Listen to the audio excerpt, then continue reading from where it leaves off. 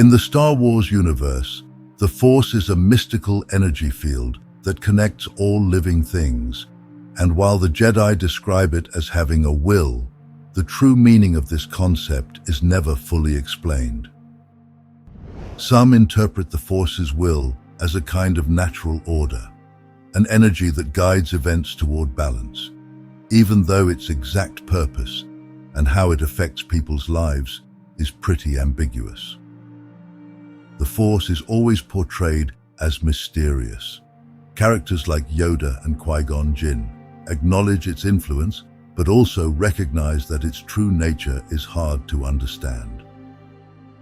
Qui-Gon, in particular, is a Jedi who believes strongly in the concept of the living Force.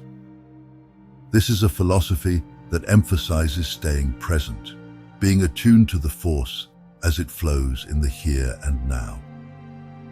Unlike other Jedi, like Obi-Wan or the Council, who are often more focused on prophecy and what lies ahead, Qui-Gon believes in acting on instinct and living in the moment.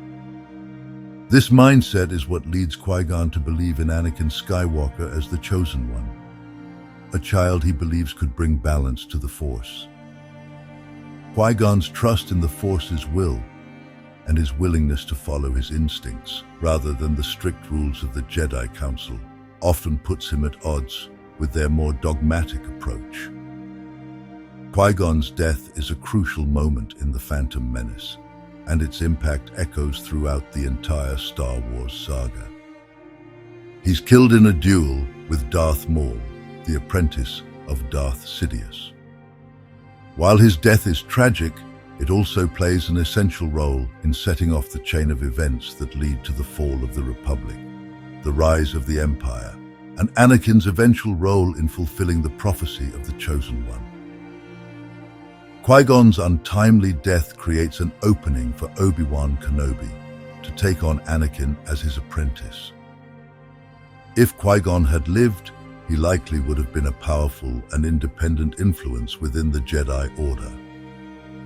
His more flexible approach to the Force might have softened some of the rigidity and ideological divides within the Jedi Council, and he could have taken Anakin's training in a different direction.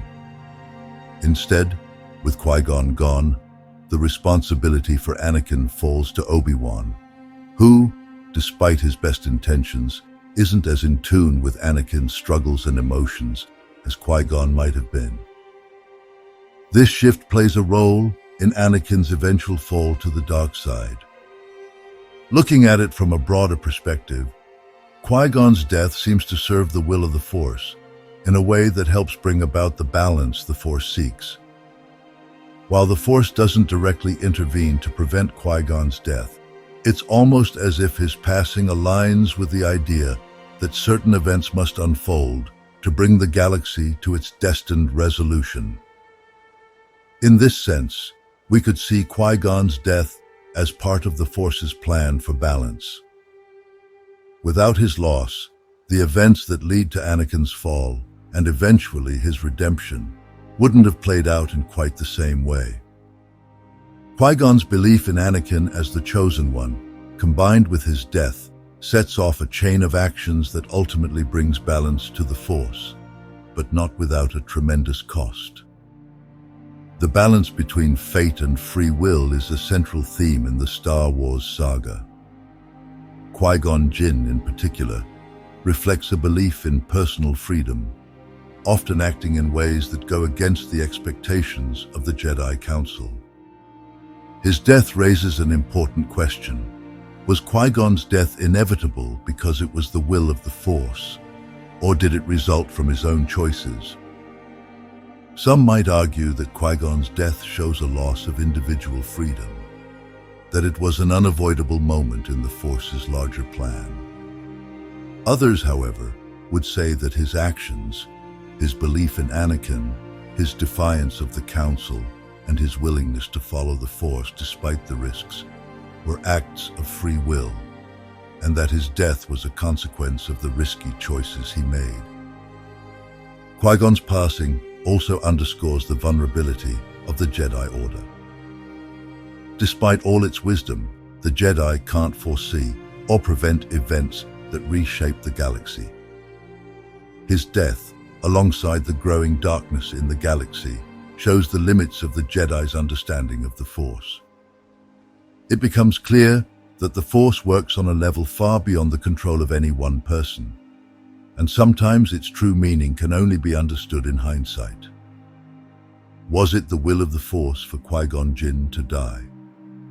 In many ways, yes. His death plays a crucial role in the larger plan of the Force, helping to set in motion the events that lead to the rise and fall of Anakin Skywalker, the destruction of the Sith, and the restoration of balance in the galaxy. But that doesn't make Qui-Gon's death any less tragic, nor does it answer the deeper questions it raises about fate, free will, and the unpredictable nature of the Force. Qui-Gon's death reflects the Force's mysterious will, but it's also a result of the choices made by those who place their trust in it. In that sense, Qui-Gon's passing isn't just a plot point. It's a philosophical exploration of destiny and the role it plays in the Star Wars universe.